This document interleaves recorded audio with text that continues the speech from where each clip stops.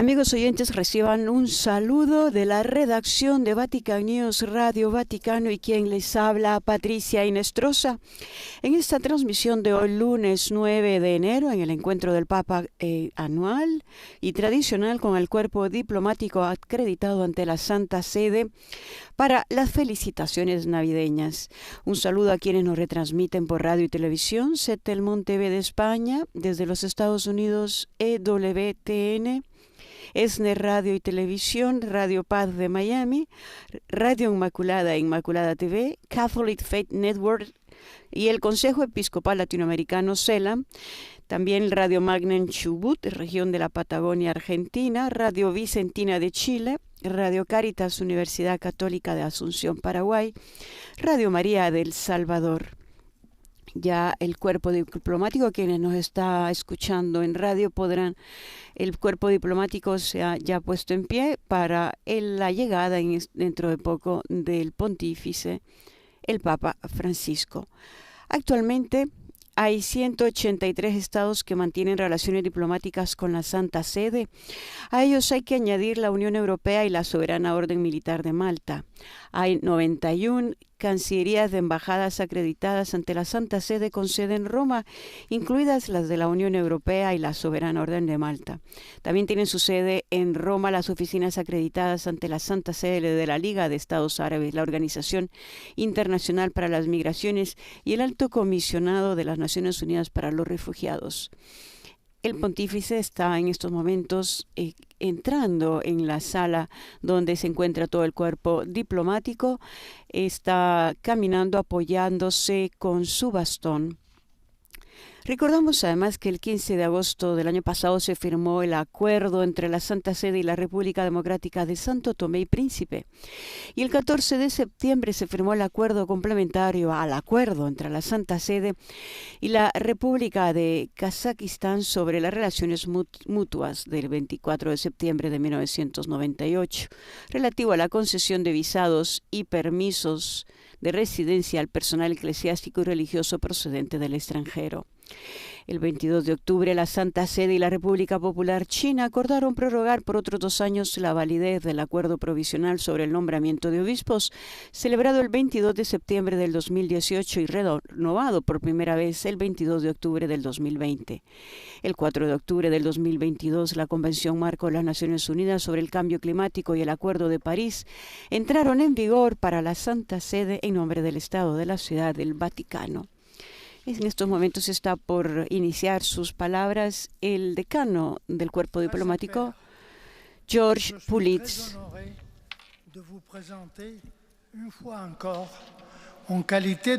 Santo Padre, es para mí un verdadero honor presentarle una vez más como decano del cuerpo diplomático nuestros mejores deseos de buena salud y de fructífera continuación de su misión apostólica.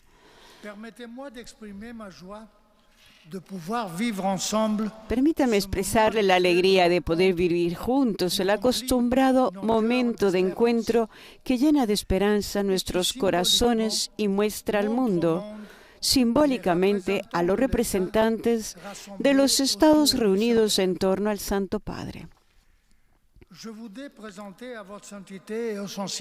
Quisiera transmitir a su santidad y a la Santa Sede el más sentido pésame del cuerpo diplomático y mi pésame personal por el fallecimiento del Papa emérito Benedicto XVI.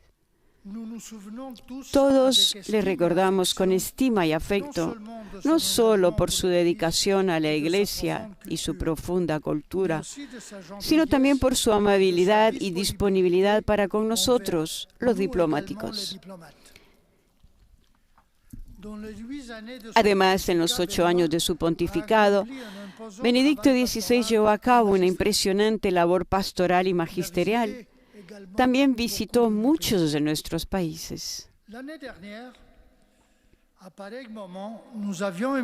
El año pasado, en estos días, mirábamos hacia el 2022 con la confianza de una vuelta a la normalidad, tras 2 años marcados por la emergencia sanitaria provocada por el brote del COVID-19 y las grandes aflicciones que trajo al mundo. Cuando el periodo más agudo de la crisis tocaba a su fin, estábamos preparados para reconstruir nuestras vidas suspendidas, para curar las heridas. En cambio, la realidad del nuevo año es otro virus terrible,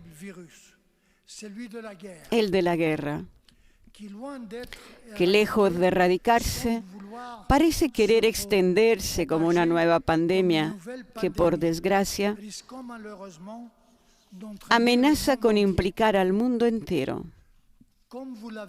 Como usted dijo ante el Coliseo, en el encuentro interreligioso promovido por la comunidad de San Egidio el pasado octubre del 2022, este año nuestra oración se ha convertido en un grito, porque hoy la paz está gravemente violada, herida, pisoteada.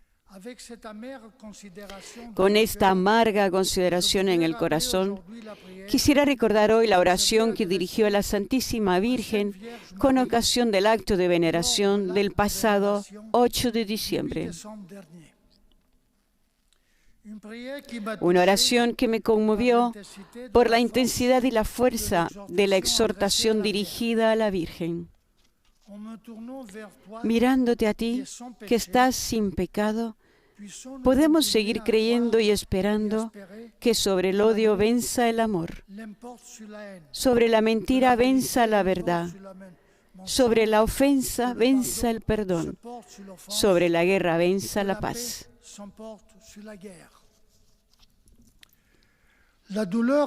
En el dolor con que pronunció estas palabras y en su emoción vimos con nuestros propios ojos el sufrimiento de la humanidad afectada por el drama de los conflictos con su secuela de violencia, dolor y destrucción.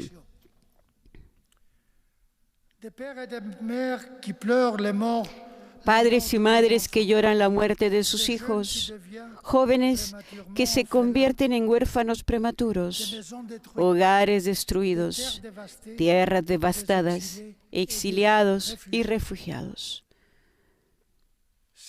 Estas imágenes que pasaron por nuestras mentes durante su oración dibujan nuestra misión como diplomáticos. Sus palabras alientan nuestras acciones encaminadas a desactivar las causas de los conflictos y evitar que se deflagren, llevándose por delante el bien que habita en toda sociedad. La victoire de la paix ne peut être obtenue. La victoria de la paz solo puede lograrse mediante la capacidad de todos de sentirse parte de la familia humana.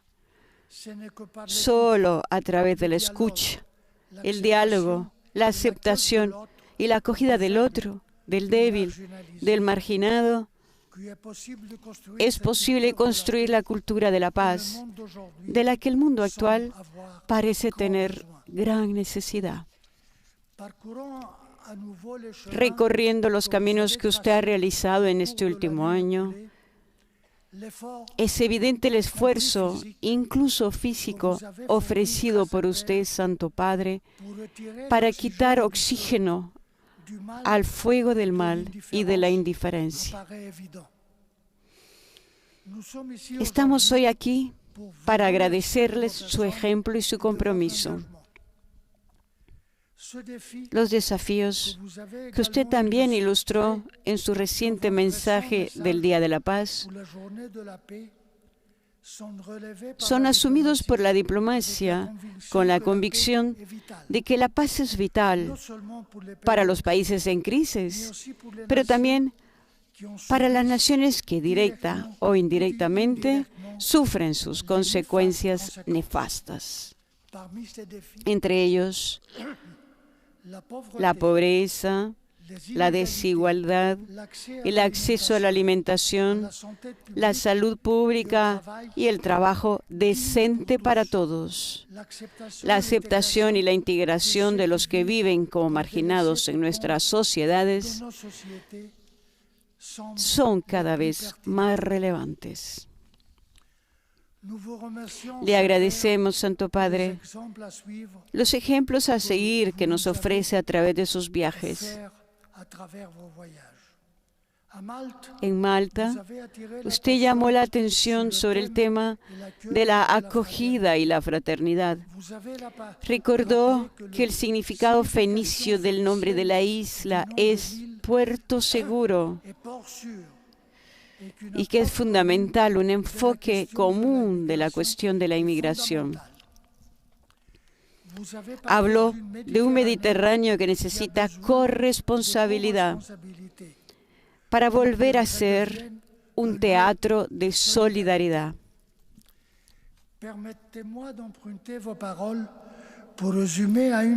Permítame tomar prestadas sus palabras para resumir en una frase la complejidad del fenómeno migratorio y la gran responsabilidad de cada uno de nosotros en la construcción de una sociedad más unida y pacífica.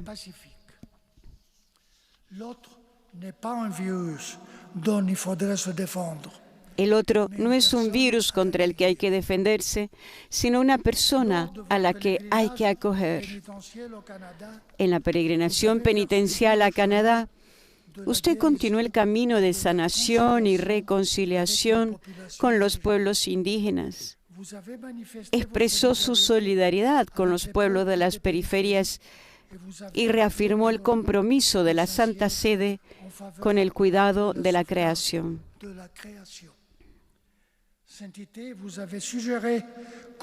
Santidad, usted ha sugerido que la escucha y la comprensión son la base del ecumenismo, del diálogo entre religiones. Con motivo del 7º Congreso de Líderes de Religiones Mundiales y Tradicionales en Kazajstán, usted subrayó que entre los derechos fundamentales de una sociedad multiétnica y multicultural, la libertad religiosa constituye el mejor cimiento para la coexistencia civil. Santo Padre, gracias por recordarnos que la capacidad de encontrarse y reunirse, respetando las libertades y los deberes de cada uno, son la base de una sociedad en la que prevalece la armonía entre las personas.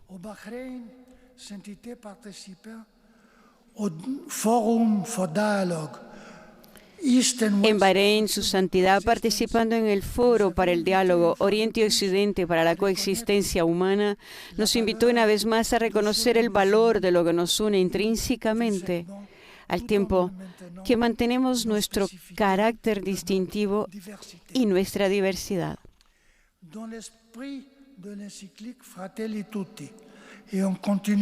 En el espíritu de la encíclica de la Fratelli Tutti y continuando el camino emprendido con el documento sobre la fraternidad humana para la paz mundial y la convivencia común, firmado en Abu Dhabi el 4 de febrero del 2019, junto con el gran imán de Al-Azhar, Hamad Al-Tayeb, nos recordó, Santo Padre, cómo la unidad no es todos iguales, no, está en la diferencia. En resumen, el Espíritu Santo no nos encierra en la uniformidad, sino que nos dispone a acogernos en la diferencia. Santo Padre, permítame avanzar hacia la conclusión recordando otro viaje, esta vez no geográfico, sino interno a la Santa Sede, no mirando a lo que ha sido, sino a lo que será.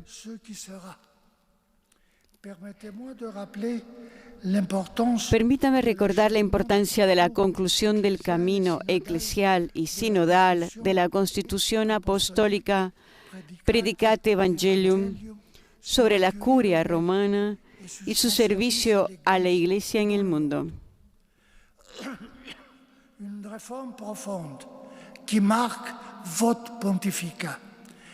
Una profunda reforma que marca su pontificado y que, como usted escribe, sirve para favorecer una evangelización más eficaz, para promover un espíritu ecuménico más fecundo, para favorecer un diálogo más constructivo con todos. Comme vous nous avez rappelé dans le message Urbi et Orbi du matin de Noël, como nos recordó en su mensaje Urbi et Orbi de la mañana de Navidad, nuestro tiempo está experimentando una grave carestía de paz. Somos muy conscientes de que la paz es un camino tortuoso que no puede recorrerse en solitario.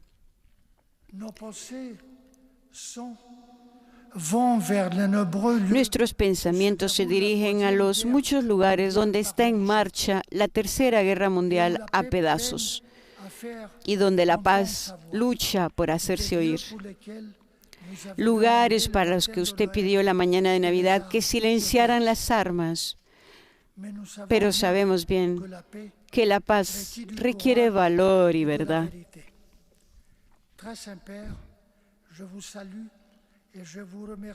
Santo Padre, les saludo y le doy las gracias en nombre de la familia diplomática de la Santa Sede, a la que tengo el honor de representar como decano. Le expreso mis mejores deseos para la peregrinación de paz y de conciliación que emprenderá próximamente en la República Democrática del Congo y en Sudán del Sur, en ese continente, África, cuna de la humanidad. Gracias, Santo Padre, por su trabajo incansable, esperanza para todos y tantos pueblos, tantos hombres y mujeres de todas las altitudes. Era el discurso hecho por el decano del Cuerpo Diplomático para la Santa Sede, ante la Santa Sede, a su santidad el Papa Francisco, quienes en estos momentos están teniendo unos saludos. Es un discurso en el que hizo un resumen de lo que es la situación política en el mundo.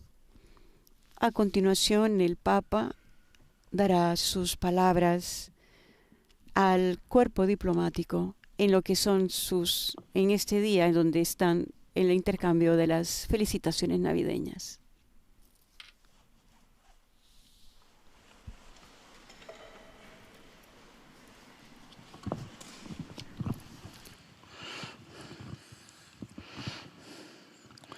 Eminenza, Eccellenze, Signore e Signori.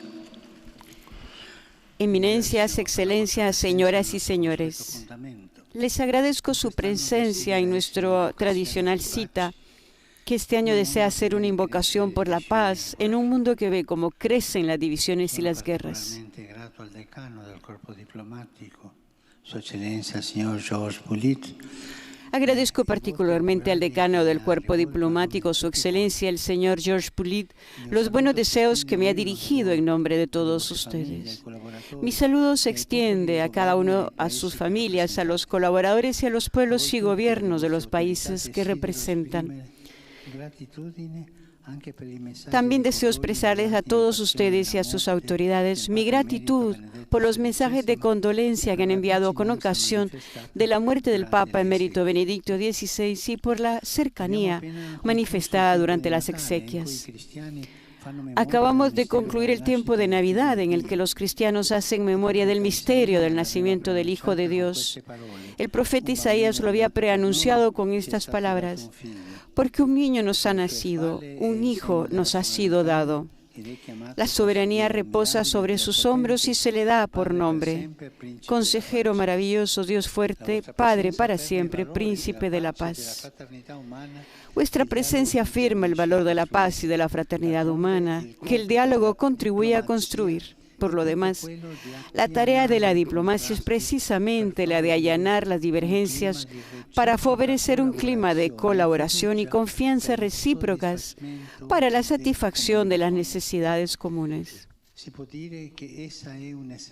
Se puede decir que este es un ejercicio de humildad porque requiere sacrificar un poco de amor propio para entrar en relación con el otro, para comprender sus razones y puntos de vista, contraponiéndose hacia el orgullo y a la soberbia humana, causa de toda voluntad beligerante.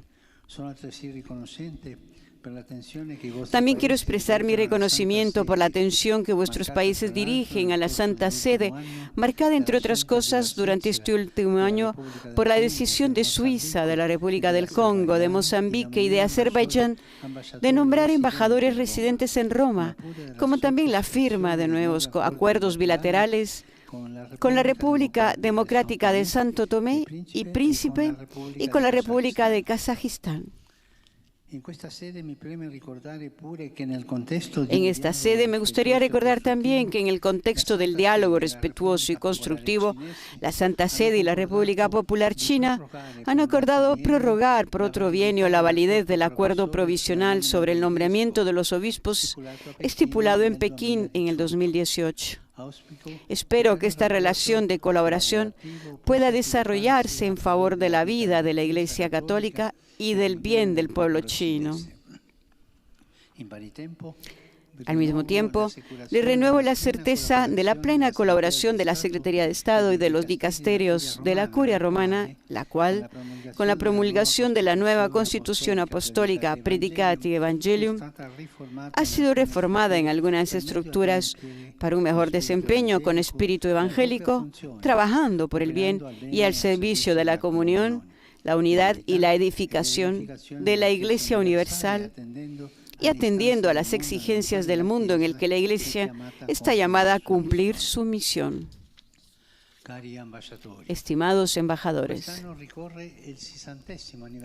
este año celebramos el 60 aniversario de la encíclica Pacem in Terris de San Juan XXIII, publicada poco menos de 2 meses antes de su muerte. En los ojos del Papa Bueno, todavía estaba viva la amenaza de una guerra nuclear provocada en octubre de 1962 por la llamada crisis de los misiles de Cuba.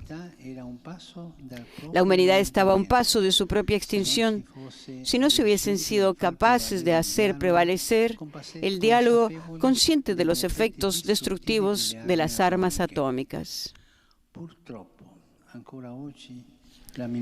Lamentablemente, la amenaza nuclear es evocada todavía hoy, arrojando al mundo en el miedo y la angustia.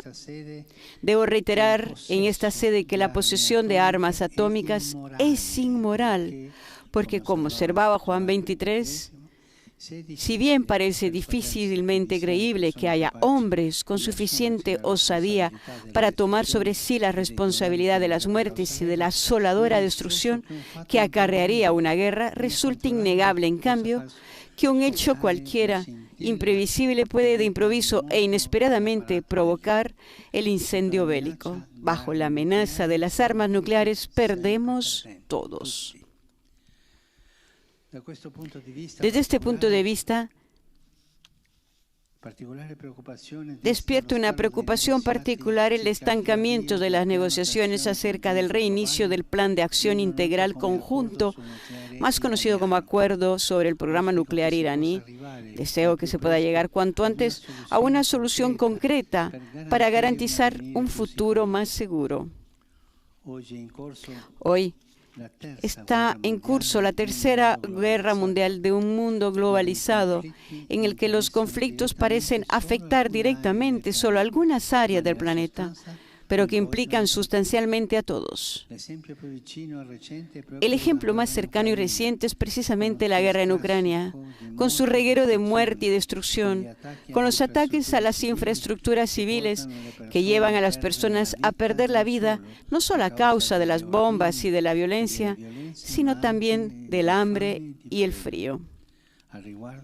A este respecto, la Constitución Conciliar Gaudium Spes afirma que toda acción bélica que tienda indiscriminadamente a la destrucción de ciudades enteras o de extensas regiones junto con sus habitantes es un crimen contra Dios y la humanidad que hay que condenar con firmeza y sin vacilaciones. No olvidemos además que la guerra golpea particularmente a las personas más frágiles, los niños, los ancianos, las personas discapacitadas y lastima indeleblemente a las familias. Renuevo hoy mi llamado para que cese inmediatamente este conflicto insensato, cuyos efectos afectan a regiones enteras, incluso fuera de Europa, a causa de las repercusiones que esto tiene en el campo energético y en el ámbito de la producción de alimentos, sobre todo en África y en Oriente Medio. La Tercera Guerra Mundial a pedazos que estamos viviendo nos lleva a mirar otros escenarios de tensiones y conflictos. También este año, con mucho dolor, debemos mirar a Siria como una tierra atormentada. El resurgimiento del país debe pasar a través de las necesarias reformas, incluso constitucionales, en el tentativo de dar esperanza al pueblo sirio, afligido por una pobreza cada vez mayor, evitando que las sanciones internacionales impuestas tengan repercusiones sobre la vida cotidiana de una población que ya ha sufrido mucho. La Santa Sede sigue también con preocupación el aumento de la violencia entre palestinos e israelíes, con las consecuencias dramáticas de un gran número de víctimas y de una desconfianza total y recíproca. Particularmente golpeada ha sido Jerusalén, ciudad santa para los judíos, cristianos y musulmanes. La vocación inscrita en su nombre es la de ser la ciudad de la paz. Pero por desgracia se ha convertido en escenario de enfrentamientos. Confío que pueda encontrar de nuevo esa vocación de ser lugar y símbolo de encuentro y de convivencia pacífica, y que el acceso y la libertad de culto en los santos lugares continúe siendo garantizado y respetado según el status quo. Al mismo tiempo deseo que las autoridades del Estado de Israel y del Estado de Palestina puedan volver a encontrar el valor y la determinación para dialogar directamente a fin de implementar la solución de los dos estados en todos sus aspectos, en conformidad con el derecho internacional y con todas las resoluciones pertinentes de las Naciones Unidas.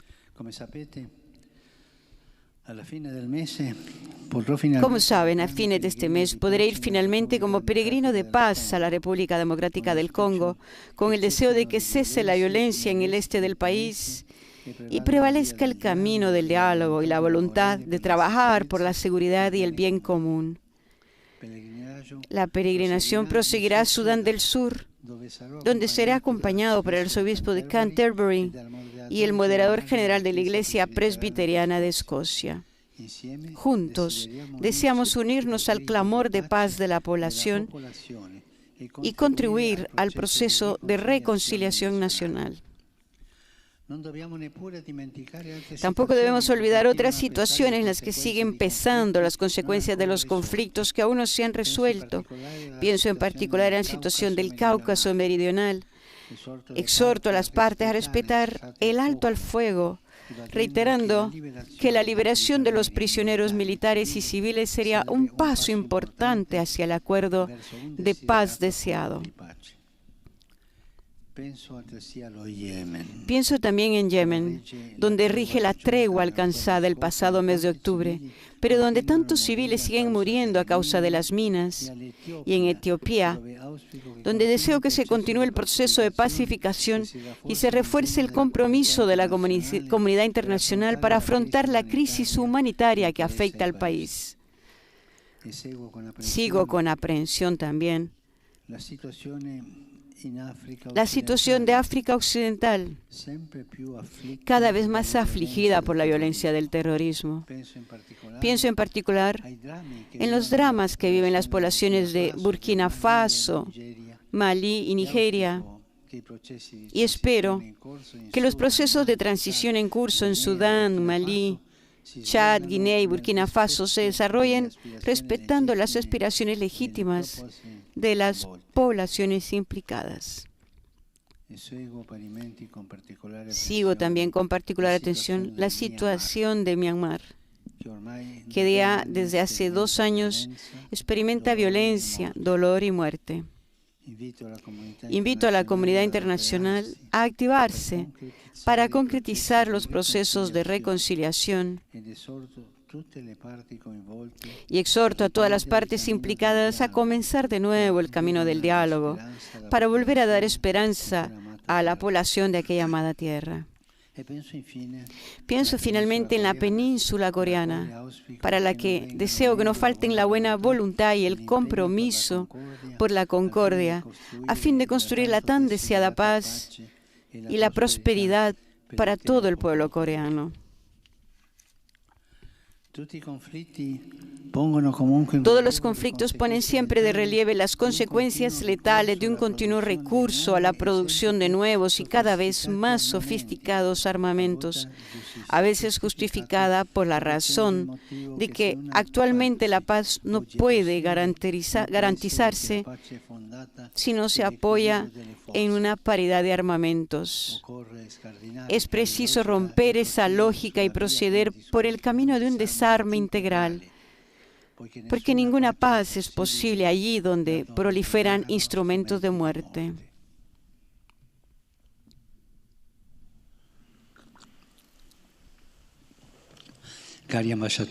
Queridos embajadores, en un tiempo de tanto conflicto, no podemos eludir la pregunta sobre cómo se puedan restaurar los hilos de la paz. ¿Por dónde comenzar? Para esbozar una respuesta, quisiera retomar con ustedes algunos elementos de la Pacem in Terris, un texto extremadamente actual, incluso habiendo cambiado gran parte del contexto internacional. Para San Juan 23, la paz es posible a la luz de 4 bienes fundamentales: la verdad, la justicia, la solidaridad y la libertad.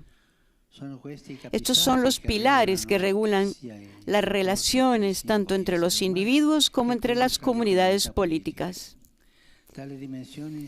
Estas dimensiones se entrelazan dentro del principio fundamental de que todo hombre es persona, esto es, naturaleza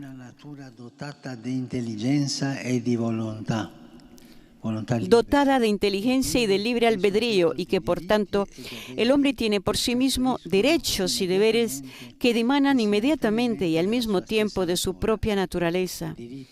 Estos derechos y deberes son por ello universales e inviolables. Paz en la verdad.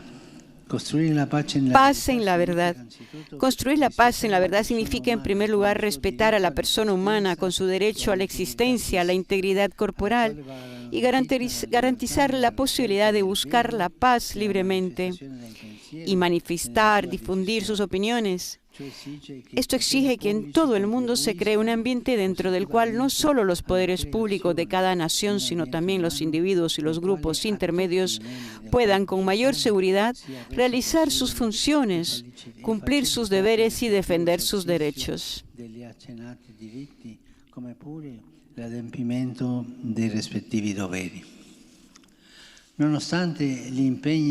A pesar de los compromisos asumidos por todos los estados de respetar los derechos humanos y las libertades fundamentales de cada persona, todavía hoy en muchos países las mujeres son consideradas como ciudadanos de segunda clase. Son objeto de violencia y de abusos, y se les niega la posibilidad de estudiar, de trabajar, de expresar sus propias capacidades, el acceso a los cuidados médicos e incluso a la comida. Sin embargo, ahí donde los derechos humanos son plenamente reconocidos para todos, las mujeres pueden ofrecer una contribución propia e insustituible a la vida social y ser las primeras aliadas de la paz. La paz exige que ante todo se defienda la vida, un bien que hoy es puesto en peligro no solo por los conflictos, el hambre y las enfermedades, sino demasiadas veces incluso desde el seno materno, afirmando un presunto derecho al aborto. Nadie puede arrogarse el derecho sobre la vida de otro ser humano. de otro ser humano, especialmente si éste está desprotegido y por tanto privado de cualquier posibilidad de defensa. Hago, por tanto, un llamado a las conciencias de los hombres y las mujeres de buena voluntad, particularmente de cuantos tienen responsabilidades políticas, para que trabajen por tutelar los derechos de los más débiles y se erradique la cultura del descarte, que lamentablemente incluye también a los enfermos, las personas discapacitadas y los ancianos. Los Estados tienen la enorme responsabilidad de garantizar la asistencia a los ciudadanos en cada una de las etapas de la vida humana hasta la muerte natural, de modo que cada uno se sienta acompañado y cuidado también en los momentos más delicados de su propia existencia. El derecho a la vida también está amenazado allí donde se sigue practicando la pena de muerte, como está ocurriendo en estos días en Irán. Después de las recientes manifestaciones que piden un mayor respeto por la dignidad de las mujeres. La pena de muerte no puede ser utilizada para una presunta justicia de Estado, puesto que ésta no constituye un disuasivo ni ofrece justicia a las víctimas, sino que alimenta solamente la sed de venganza. Hago, por tanto, un llamado para que la pena de muerte, que es siempre inadmisible, pues atenta contra la inviolabilidad y la dignidad de la persona, sea abolida de las legislaciones de todos los países del mundo. No podemos olvidar que hasta el último momento una persona puede convertirse y puede cambiar. Lamentablemente, parece surgir cada vez más un miedo a la vida, que en muchos lugares se traduce como temor al futuro y dificultades para formar una familia o tener hijos. En algunos contextos, pienso por ejemplo en Italia, tiene lugar un peligroso descenso de la natalidad, un verdadero invierno demográfico que pone en peligro el futuro mismo de la sociedad. Al querido pueblo italiano deseo renovar mi aliento para afrontar con tenacidad y esperanza los desafíos del tiempo presente, seguro de sus propias raíces religiosas y culturales. Los miedos que se alimentan de la ignorancia y los prejuicios degeneran fácilmente en conflictos. Su antídoto es la educación. La Santa Sede promueve una visión integral de la educación en la que la cultura religiosa y la formación del sentido moral vayan a la par con el conocimiento científico y con el incesante progreso de la técnica.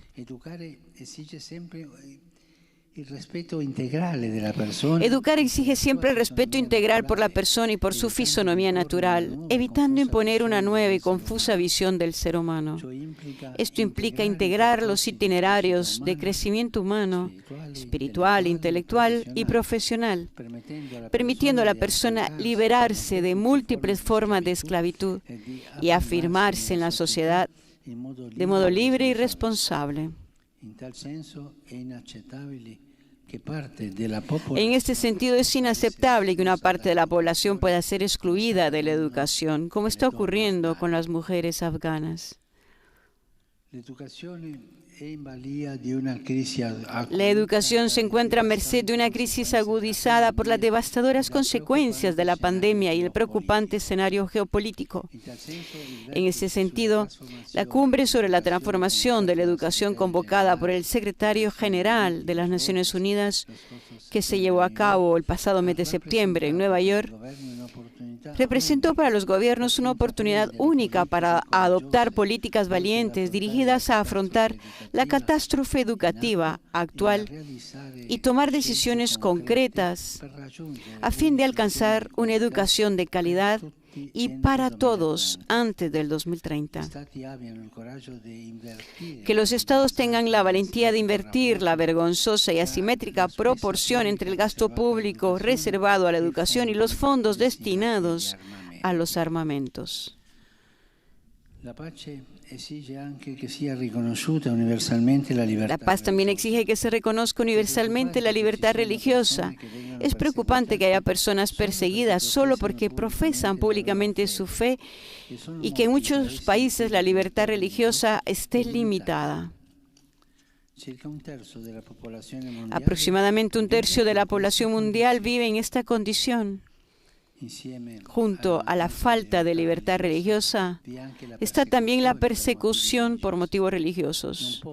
No puedo dejar de mencionar, como demuestran algunas estadísticas, que 1 de cada 7 cristianos es perseguido. A este respecto, manifiesto mi deseo de que el nuevo enviado especial de la Unión Europea para la promoción de la libertad de religión o creencias fuera de la Unión Europea pueda disponer de los recursos y medios necesarios para llevar adelante adecuadamente su propio mandato. Al mismo tiempo, es importante recordar que la violencia y las discriminaciones contra los cristianos también aumentan en países donde estos no son una minoría. La libertad religiosa también está amenazada allí donde los creyentes ven reducida la posibilidad de expresar sus propias convicciones en el ámbito de la vida social en nombre de una mala interpretación de la inclusión. La libertad religiosa, que no puede reducirse a la mera libertad de culto, es uno de los requisitos mínimos necesarios para vivir de manera digna, y los gobiernos tienen el deber de protegerla y de garantizar a cada persona, de forma compatible con el bien común, la oportunidad de actuar según la propia conciencia también en el ámbito de la vida pública y en el ejercicio de la propia profesión. La religión es una oportunidad efectiva de diálogo y de encuentro entre pueblos y culturas diversas, como testimonia la decisión del Parlamento de Timor Oriental, que aprobó por unanimidad el documento sobre la fraternidad humana que firmé con el gran imán de Al-Azhar en el año 2019, incluyéndolo en los programas de las instituciones educativas y culturales nacionales. Y como pude experimentar personalmente en el viaje que hice a Kazajistán el pasado mes de septiembre con ocasión del 7º Congreso de Líderes de Religiones Mundiales, con quienes compartí algunas preocupaciones de nuestro tiempo y experimenté cómo las religiones no son un problema, sino parte de la solución para una convivencia más armoniosa. Igualmente significativa fue también la visita a Bahrein, donde se pudo dar un nuevo paso entre creyentes, cristianos y musulmanes.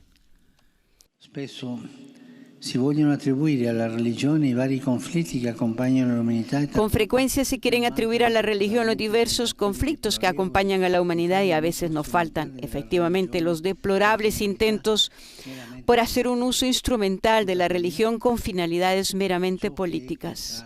Sin embargo, esto es contrario a la perspectiva cristiana, que pone de manifiesto que la raíz de todo conflicto es el desequilibrio del corazón humano, porque es del interior, del corazón de los hombres, de donde provienen las malas intenciones. Como nos recuerda el Evangelio, el cristianismo exhorta a la paz porque exhorta a la conversión y al ejercicio de la virtud. Paz en la justicia. Construir la paz exige que se busque la justicia. La crisis de 1962 terminó gracias a la contribución de hombres de buena voluntad que supieron encontrar soluciones adecuadas para evitar que la tensión política degenerase en una auténtica guerra. Esto también fue posible gracias a la convicción de que las disputas podían resolverse en el ámbito del derecho internacional y por medio de esas organizaciones, principalmente las Naciones Unidas, surgidas después de la Segunda Guerra Mundial, que desarrollaron la diplomacia multilateral. San Juan 23 recordó que el objetivo fundamental que se confió a la Organización de las Naciones Unidas es asegurar y consolidar la paz internacional, favorecer y desarrollar las relaciones de amistad entre los pueblos, basados en los principios de igualdad, mutuo respeto y múltiple colaboración en todos los sectores de la actividad humana. El actual conflicto en Ucrania hizo más evidente la crisis que desde hace tiempo afecta al sistema multilateral, que necesita un replanteamiento profundo para poder responder adecuadamente a los desafíos de nuestro tiempo.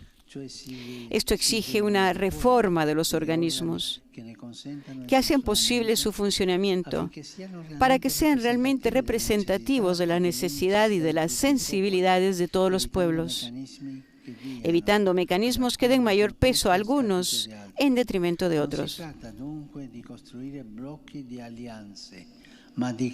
Por consiguiente, no se trata de construir bloques de alianzas, sino de crear oportunidades para que todos puedan dialogar.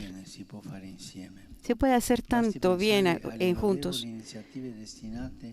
Se puede hacer mucho bien juntos. Basta con pensar en las loables iniciativas destinadas a reducir la pobreza, ayudar a los migrantes, contrarrestar el cambio climático, favorecer el desarme nuclear y ofrecer ayuda humanitaria. Sin embargo, en tiempos recientes, los diversos foros internacionales se caracterizaron por crecientes polarizaciones e intentos para que se imponga un pensamiento único, lo que impide el diálogo y margina a aquellos que piensan distinto.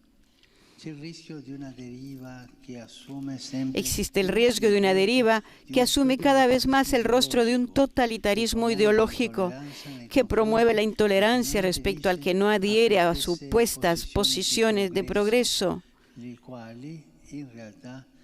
que en realidad parecen conducir más bien a un retroceso general de la humanidad, al violar la libertad de pensamiento y de conciencia.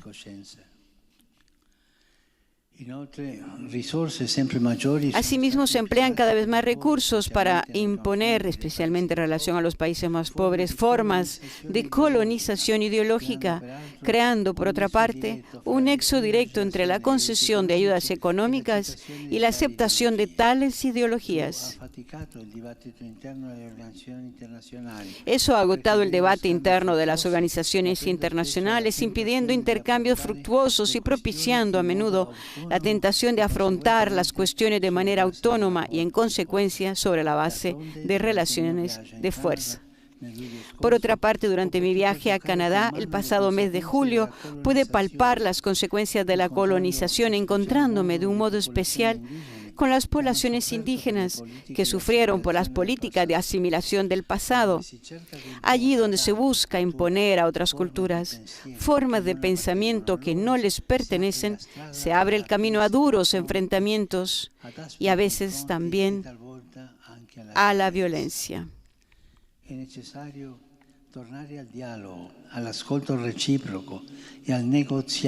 necesario volver al diálogo, a la escucha mutua y a la negociación, favoreciendo las responsabilidades compartidas y la cooperación en la búsqueda del bien común, bajo el signo de esa solidaridad que surge de sabernos responsables de la fragilidad de los demás, buscando un destino común.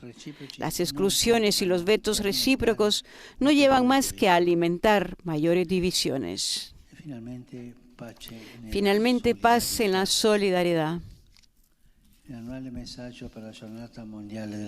el mensaje para la Jornada Mundial de la Paz de este año, puse en evidencia cómo la pandemia del COVID-19 deja en herencia la conciencia de que todos nos necesitamos.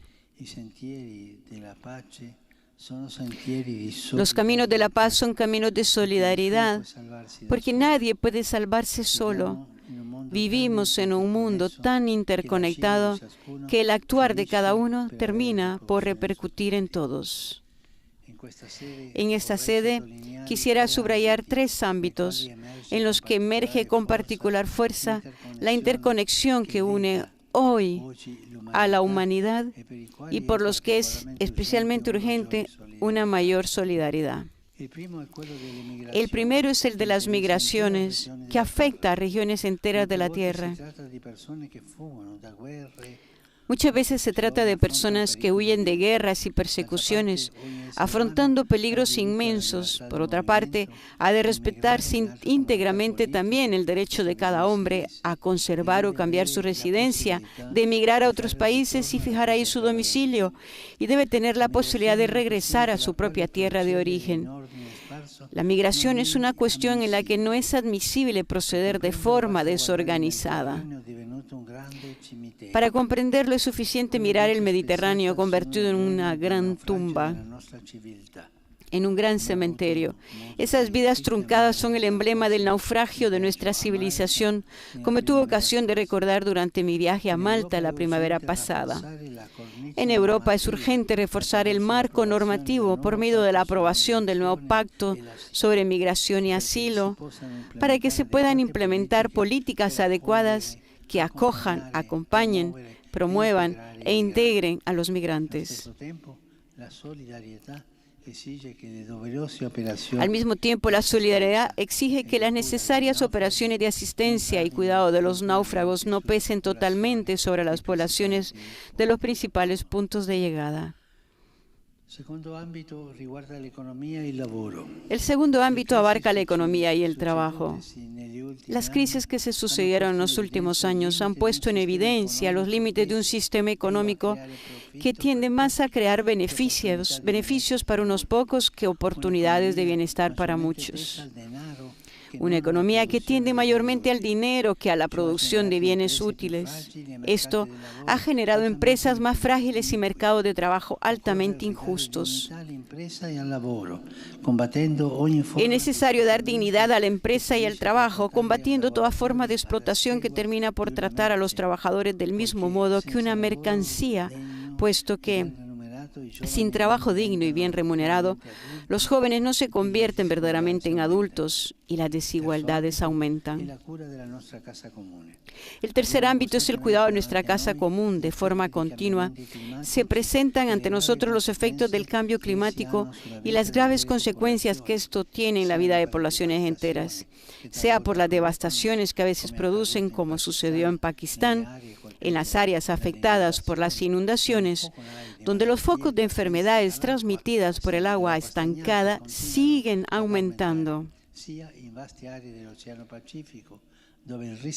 sea en amplias zonas del Océano Pacífico, donde el calentamiento global provoca daños innumerables en la pesca, fundamento de la vida cotidiana de pueblos enteros, sea en Somalia y en todo el Cuerno de África, donde la sequía está causando una grave carestía, sea en los Estados Unidos, donde en los últimos días las repentinas e intensas heladas han provocado numerosos muertos. El verano pasado, la Santa Sede decidió acceder a la Convención Marco de las Naciones Unidas sobre el Cambio Climático, intentando dar su apoyo moral a los esfuerzos de todos los estados por cooperar conforme a sus responsabilidades y respectivas capacidades, con una respuesta eficaz y adecuada a los desafíos impuestos por el cambio climático.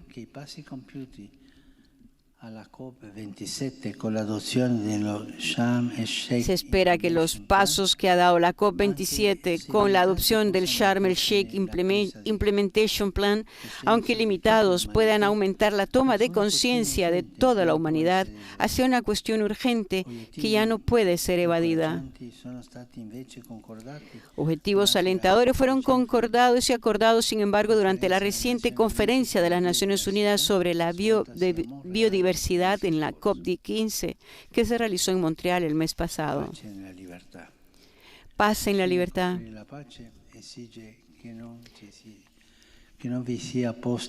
Por último, construir la paz exige que no haya lugar para la lesión de la libertad, de la integridad y de la seguridad de otras naciones, cualesquiera que sean su extensión territorial y su capacidad defensiva. Esto es posible si en cada comunidad no prevalece la cultura del abuso y la agresión que lleva a mirar al prójimo como a un enemigo al que combatir más que a un hermano al que acoger y abrazar.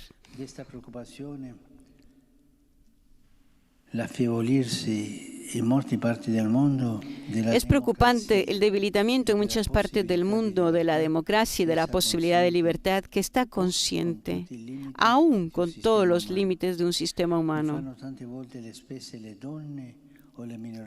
Esto muchas veces lo pagan las mujeres y las minorías étnicas, así como los equilibrios de sociedades enteras donde el malestar conduce a tensiones sociales e incluso a conflictos armados.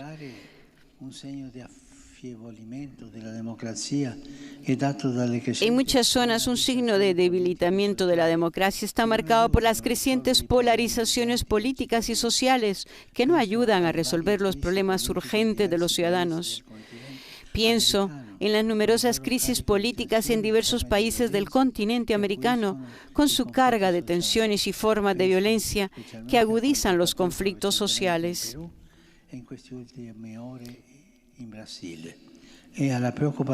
Pienso en especial en lo que sucedió recientemente en Perú y en la preocupante situación en Haití, donde finalmente se están dando algunos pasos para afrontar la crisis política que existe desde hace tiempo. Siempre es necesario superar las lógicas sesgadas y esforzarse por la edificación del bien común.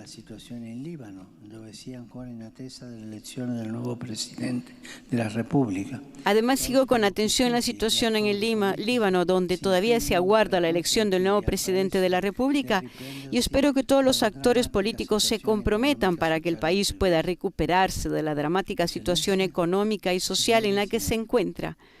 Excelencias, señoras y señores, sería hermoso que alguna vez pudiéramos encontrarnos solamente para agradecer al Señor Omnipotente por los beneficios que siempre nos concede, sin vernos obligados a enumerar las situaciones dramáticas que afligen a la humanidad.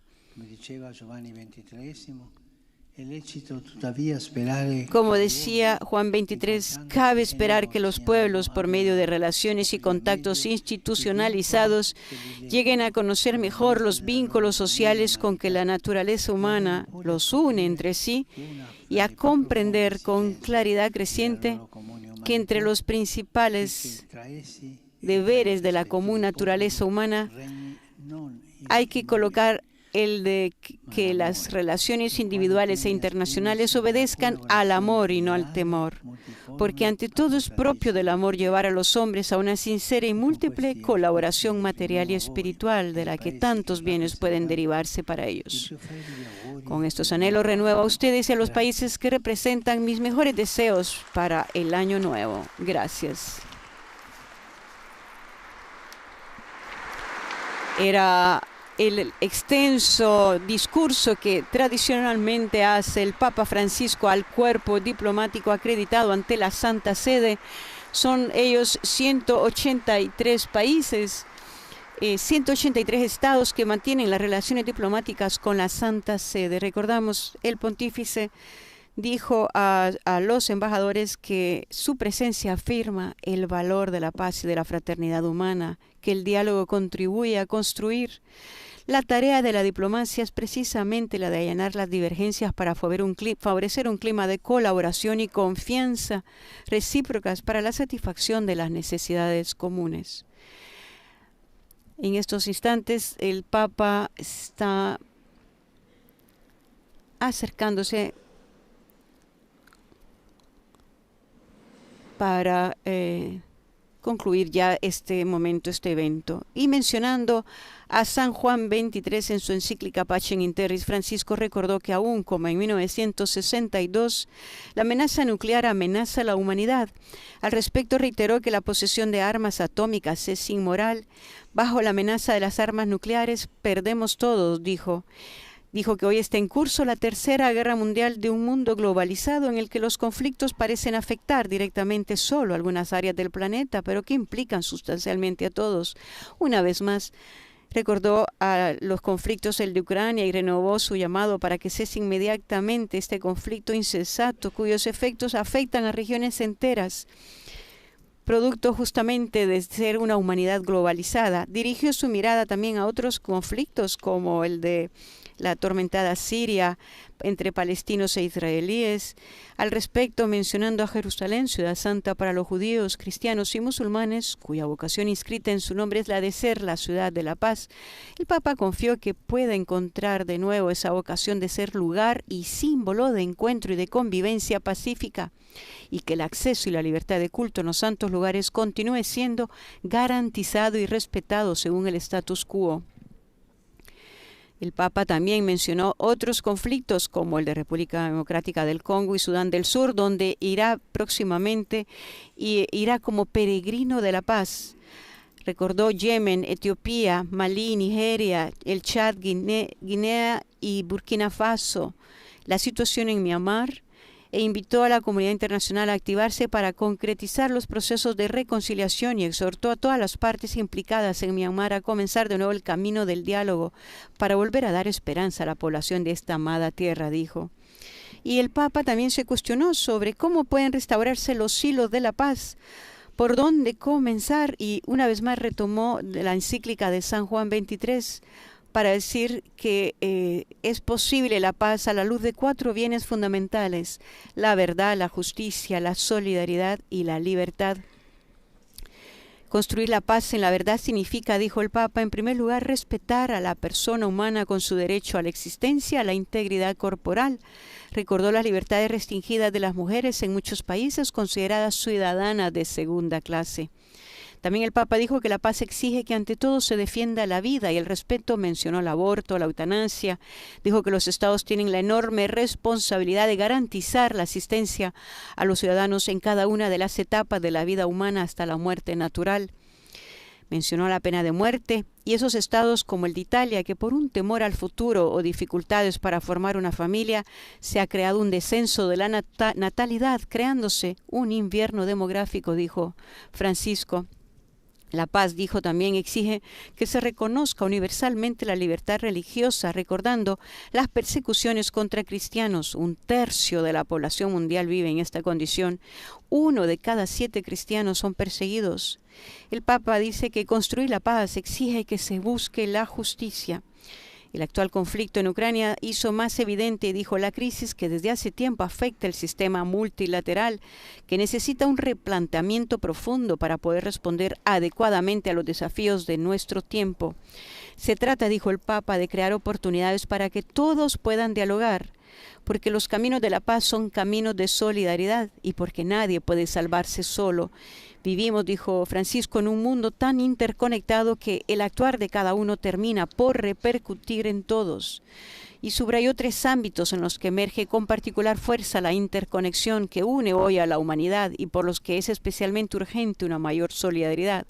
El primero es el de las migraciones que afectan a regiones enteras de la Tierra. El segundo abarca la economía y el trabajo, porque las crisis que se sucedieron en los últimos años han puesto en evidencia los límites de un sistema económico que tiende más a crear beneficios para unos pocos que oportunidades de bienestar para muchos. Hasta aquí, amigos oyentes, con nuestra información. Gracias por haber estado en sintonía de Vatican News, Radio Vaticano.